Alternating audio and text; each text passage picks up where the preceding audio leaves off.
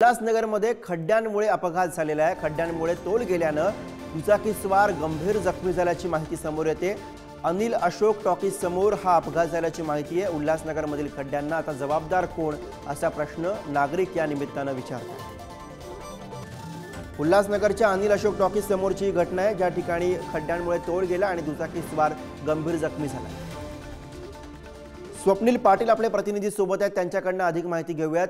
स्वप्नील, उल्हासनगर मधल्या खड्ड्यांचा प्रश्न या निमित्तानं पुन्हा एकदा ऐरणीवरती आलाय। कशी सगळी घटना घडली आणि यानंतर आता काय प्रतिक्रिया उमटतात? नक्कीच गुरु, उल्हासनगर शहरामध्ये खड्ड्याचं प्रमाण सध्या खूप मोठ्या प्रमाणात वाढलेलं आहे आणि यासाठी पालिकेवर नेमकं प्रत्येक वेळेस प्रशासनावर जबाबदार करण्यात आलेली आहे। असाच एक प्रकार एक अनिल अशोक टॉकीज समोर घडलेला आहे। सोम पांडे या व्यक्ती बदलापूर कल्याण मार्गावरून दुचाकीवरून जात असताना रस्त्यावर असलेल्या खड्ड्यामुळे त्याचा तोल जाऊन अपघात झाला आणि यामध्ये तो गंभीर दुखापत झालेली आहे। त्यामुळे त्याला तातडीने उल्हासनगरच्या शासकीय मध्यवर्ती रुग्णालयात नेण्यात आला असून त्याच्यावर उपचार सुरू आहे।